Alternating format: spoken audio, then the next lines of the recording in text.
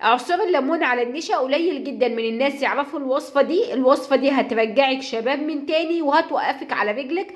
تعالي اقولك على الوصفة، بس بعد اذنكم مبدئيا كده الوصفة دي نسائية، فممنوع دخول الرجال عشان الكلام اللي هيحصل جوه الفيديو للبنات وبس.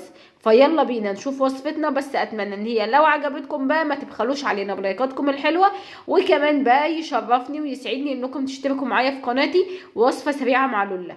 معاكي عندك شويه نشا وعندك كمان نص ليمونه.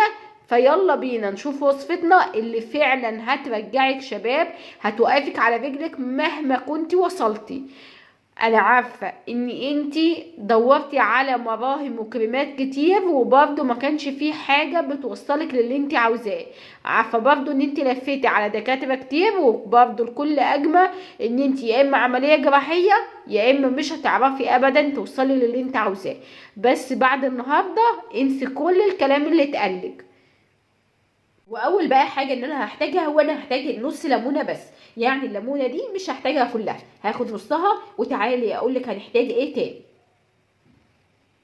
وكمان بقى هحتاج هنا لمعلقه صغيره مليانه زي ما انتم شايفين من النشا، اللي هو النشا العادي اللي هو نشا الذره اللي موجود في كل البيوت.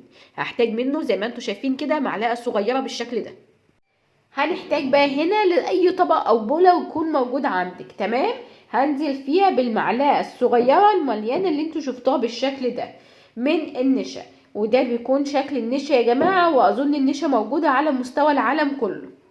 وبنفس المعلقه اللي انا استخدمتها للنشا هضيف معلقه كده هرميه برضو صغيره، هرميه من السكر. ده سكر حبيبات عادي. وبعد كده هبدا بقى ان انا اقلب كويس قوي، نقلب كويس جدا السكر مع النشا لغايه ما يبقوا عاملين معايا زي حبات الرمل بالظبط. ونقلب ونقلب، يعني ممكن نقلب فيهم حوالي نص دقيقه.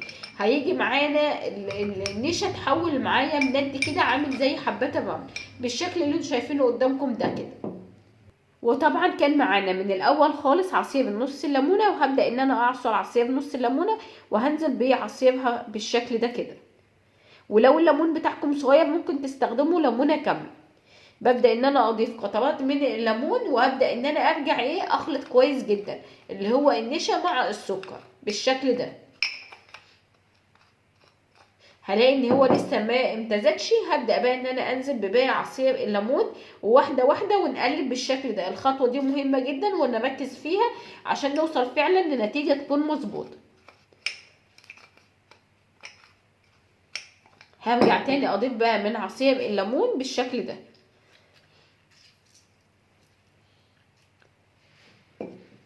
هتلاقوا ان اللون اتحول معاكم لاصفر شويه، وده بسبب لون الليمون معانا. علشان انا بقى عاوزه القوام يكون مظبوط هبدا ان انا اضيف كده عصير الليمون واحده واحده بالشكل ده ونقلب. شايفين بقى هيكون القوام بتاعها عامل بالشكل ده كده.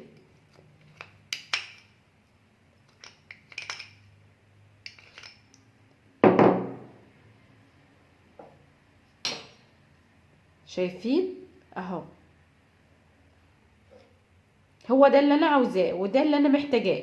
هتنيني بقى هسيب المعلقه وهبدا ان انا ادعك بايدي بالطريقه دي.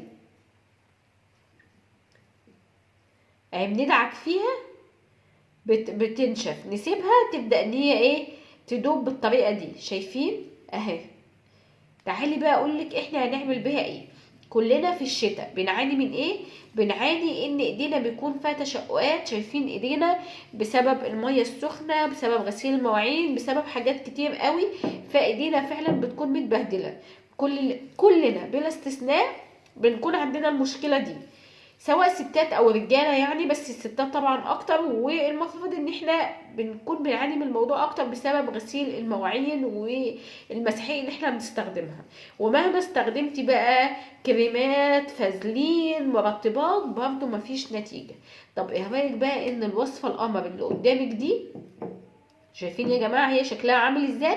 احنا بنضيف الليمون واحده واحده. ليه؟ علشان انا يعني مش عاوزه يعني ادوبها عن كده، هو ده المظبوط. بندهن بيها كده.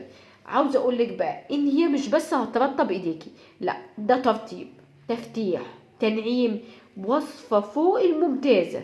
مهما نتكلم عن الوصفة دي مش هتحسي بقيمتها غير لما تجربيها. سيبيها على ايدك كده مدة بس ربع ساعة، بعد ما تخلصي كل اللي وراكي وخلاص تقعدي قدام التلفزيون، جيبي معلقة من السكر، معلقة من النشا، نص ليمونة او ليمونة كاملة على حسب بقى المية اللي موجودة فيها، واعملي الوصفة دي 10 دقايق هتدعيلي عليها العمر كله.